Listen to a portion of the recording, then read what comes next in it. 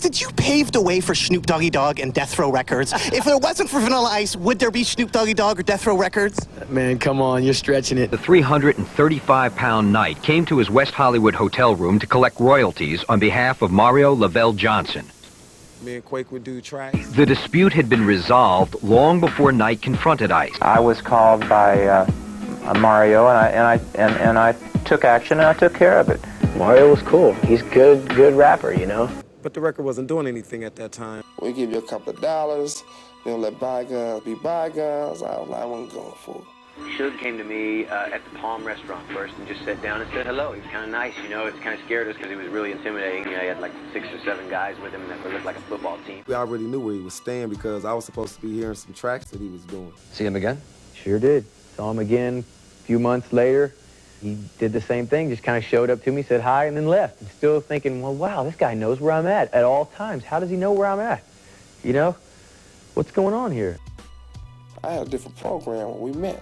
One day I went into my hotel room and he was in there and he's with several people and then he let me know what he wanted and he wanted to get some points off the record. Hey, look, you can't give me nothing.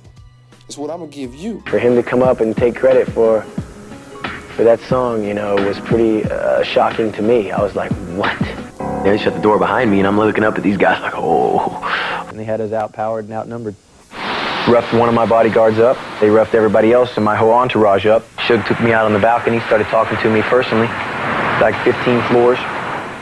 He had me look over the edge, show me how high I was up there. He has all these stacks of paper. He tells me, basically, you want to play, you got to pay. Essentially, Suge Knight felt that he was owed some royalties or some rights to Vanilla Ice's music. Because you didn't get the rights to put it out there because I haven't got paid. So he took a few $1 million.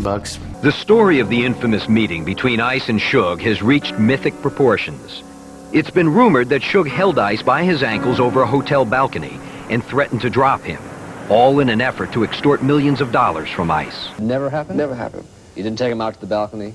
How that sound to you? It sounds like what occurs in other police reports involving you. Again and again, there's a pattern, Mr. Knight, where you do that. That's not true. You want a big advance? Don't tell him twice. Hang his ass out the window like Vanilla Ice. He didn't hang me by my ankles over no balcony. He took me to the balcony. The story got rumorized. As I'm told, Vanilla Ice resisted signing these papers that would sign over the publishing to Suge Knight. So Suge Knight had him hung over a balcony of the hotel that they were in. And it was more than a year that Chocolate finally got paid. Doesn't mean he didn't get hung over the balcony, but if he did, it didn't make him go pay. Everything was already taken care of. I think this was a street thing. The first year of Death Row Records, we came out, we generated $1 billion. How much? $1 billion the first year. 1 billion? Yeah, for the first year. You can look at it like I was an investor in Death Row Records with no return on my money. Without that money, there wouldn't have been a Chronic album, and that was a great album, you know, Dr. Dre, Snoop Dogg, because that funding that they got initially from my record went towards that. You know, they put them in the nicer studios. Some of the biggest legends of hip-hop ever came from the funding of To the Extreme.